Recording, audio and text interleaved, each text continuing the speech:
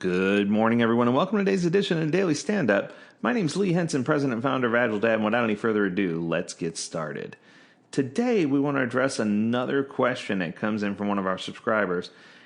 They had a question regarding, and it was a long-winded question, but what it boils down to is they were looking for a really good definition of business agility that they could share. Apparently, their leadership team was on board with Agile, but even though they said they were on board Agile, it just didn't feel like the agility piece was happening. It felt like there was a lot of delay and a lot of things going on.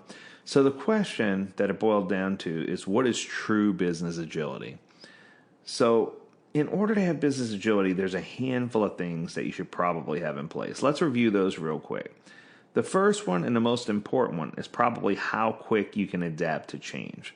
Whether it's market changes, whether it's technology changes, whether it's customer need changes. And this doesn't just apply to your external consumer. This applies both internally and externally. So the question becomes, as an organization, are we fast at adapting? Do we apply the empirical process? Can we make changes in a timely manner? And do we make changes in a timely manner? And how do people respond to those changes when we do make the changes? Are the changes solid? Do they often require updates? There's a lot of things to consider here, but true business agility can be measured or can be calculated first and foremost by how quickly you can adapt to change. And I think that if you practice this, practice what you preach, try to make changes and then adapt, try to listen to what's happening around you with stakeholders and whatnot. And I feel like this will give you opportunity to test this out a little bit. Now, what I'm going to tell you is this is also not easy. It's difficult because a lot of times when you have things planned into a sprint or when you're used to traditional planning practices where you have everything planned out, change doesn't always come easy. So we need to make sure that we don't want change to come with a huge price either. So I think it's important for you to measure how you adapt, but also to understand that perfect adaptation may not be an option. Second, you need to talk about how you handle incoming customer requests. So whether it's how rapidly you reply to those or how rapidly you get to them, I guess is a better question, because sometimes when those requests come in, the expectation is that something needs to be done immediately. The sky is falling. Other times when you get those requests, it's just an opportunity for us to revisit and say, okay, what steps do we need to take in order to make sure that we understand what the actual request is, how important it is, and how can we get it cataloged in our product backlog in such a way that we can get to it in the next most timely manner. And I think the latter is more common, right? Because in many cases, the sky is not falling. Even though that individual may feel like the sky is falling, many times when you look at it in the grand scheme of things, it's just a matter of getting things organized so that you can consistently deliver value. Third, you need to know how to adapt and lead change in a productive and cost-effective way without compromising quality. So the question becomes, can you make changes and can you get to that growth mindset in a productive way without breaking the bank to do it or compromising quality? And I think that's stiff, right? Because sometimes quality comes at a price. Sometimes, meeting those demands quickly comes at a price. But the question becomes just how productive can you be? How adaptive can you be? How many adjustments can you make?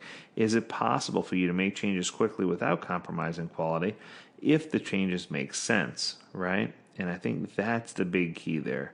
That sometimes it doesn't make sense to make a dramatic change. Other times it makes perfect sense to do that, right?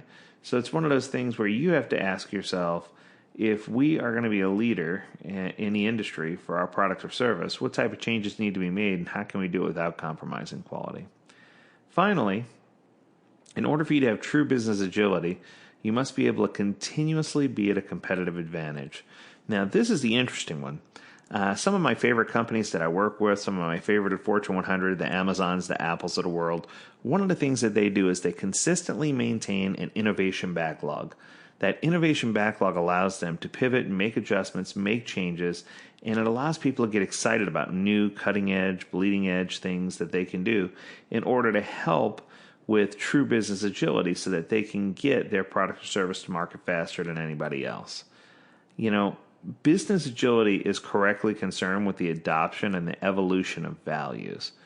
You need to start looking at behaviors and capabilities.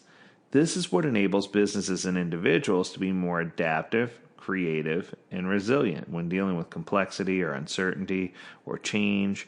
The goal here is to try to find a way to seek out and achieve improved well-being and a better focus on outcomes. And I think that if you're practicing true business agility, what you're going to find is that you're going to be way less concerned about how much output you're cranking out, and you're going to be way more concerned about the customer level of satisfaction, and that's going to give you positive results. Well, short one today, so I hope you enjoyed this presentation. As always, we encourage you to visit AgileDad.com where you can learn more about this or other topics. We thank you once again for sending in your ideas and questions. If you have a question you'd like to send in, we encourage you to send it to learnmore at AgileDad.com, LEARNMORE at AgileDad.com. And as always, we encourage you to stay healthy, stay well, and stay agile, my friends. Until next time, do take care.